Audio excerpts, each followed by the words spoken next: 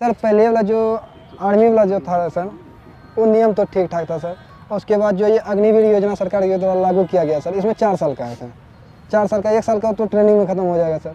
3 साल हम लोग ड्यूटी करेंगे सर, क्योंकि हम लोग पूरा गरीब फैमिली से हैं सर। माँ बाप 200 टका 250 टका मजदूरी करते हैं सर, उसके बाद हम लोग को पढ़ाते हैं।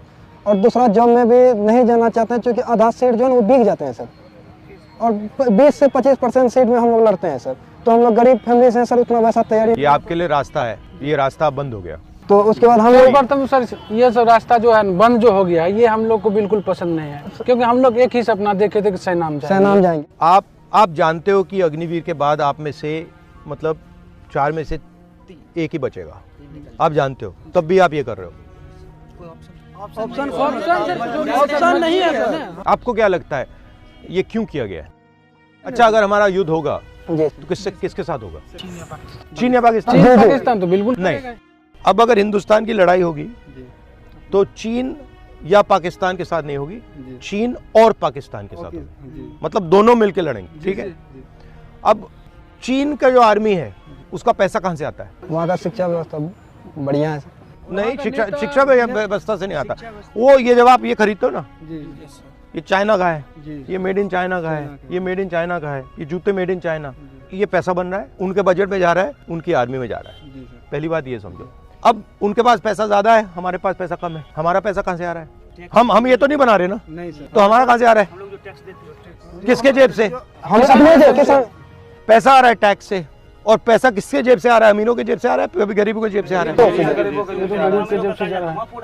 तो सर हम लोग का कर्जा तो आर्मी का जो बजट है उसमें पैसे की कमी है, पैसे की कमी है, इसलिए इन्होंने 4 साल कर दिया, अग्निवीर कर दिया। अब सवाल ये है, 4 साल बाद पता लगेगा, हमें जिसको निकालना हम निकाल देंगे। अब पहली बात उसमें ये नहीं मालूम कौन निकलेगा।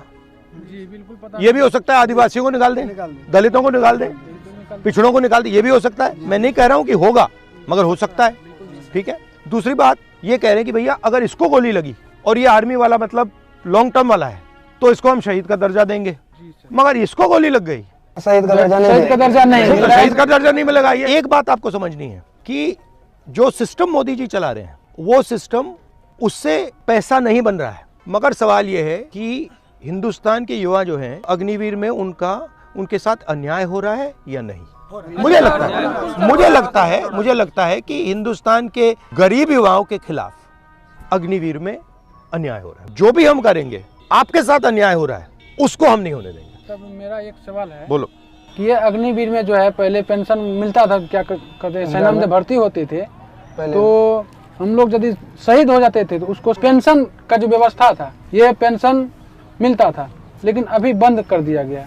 लेकिन ये सर, अच्छा एक बात बताओ, सुबह मैं बताता हूँ। ऑर्डिनेंस फैक्ट्री सरकारी थी, ऑर्डिनेंस फैक्ट्री में आप जैसे लोग जाते थे, दलित, आदिवासी, ओबीसी, उसमें रिजर्वेशन है, उसमें आपकी नौकरी लग जाती थी, ठीक है। सेना में आपकी नौकरी लग जाती थी।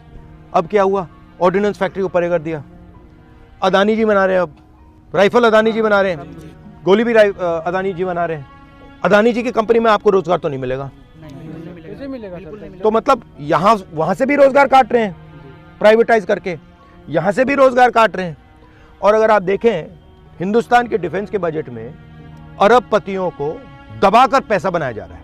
जो आपको, आपके जेब में जो पैसा जाना था, जो आपकी ट्रेनिंग में जाना था, ठीक है, आपके पेंशन में जाना था, आपकी रक्षा में, बुलेट प्रूफ जैकेट में जाना था, हेलमेट में जाना था, वो अदानी जी की जेब में जा रहा है।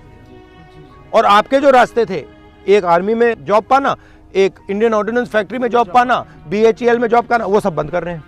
सर अभी वर्तमान में हम जैसे लाखों हजारों युवा सर 1000 रुपया दे के सर अग्निवीर में सर सिलेक्शन लेते हैं, जिसमें किसी कारणवश ज्वाइन नहीं हो पाता है सर।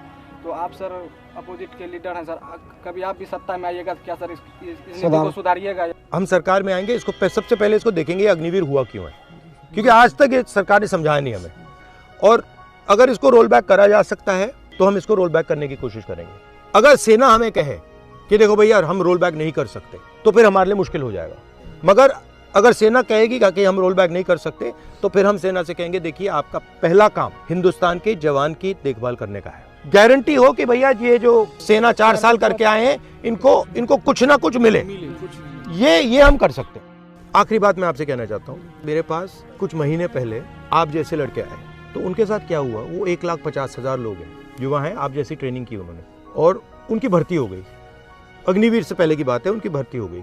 फिर उनको 3 साल लटकाया गया कि भैया तुम्हें ले लेंगे, तुम्हें ले लेंगे, तुम्हें ले लेंगे। पहले कहा कि भैया कोविड आया है इसलिए तुम्हें नहीं ले रहे, ठीक है।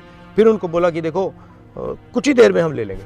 3 साल लटकाने के बाद उनको कहा भैया तुम्हें हम नहीं ले रहे। सर ये घटना हम लोग के साथ सर जी। हम लोग जो है सर हम लोग दौड़ तो सब कुछ करके केतवाड़ में काम करके सर, हम लोग केतवाड़ में काम करने के उसमें टका हुआ सर, वो फॉर्म फिल किए सर, फॉर्म अप्लाई किए, फॉर्म अप्लाई कर। मगर आपको आर्मी ने लिया नहीं लिया? नहीं लिया सर। मगर इनको तो ले लिया, इनको इन्होंने ले लिया और फिर कहा कि भैया नहीं लेंगे तो उनके साथ मेंटल टॉर्चर हुआ इनका, तो उनकी भी थोड़ी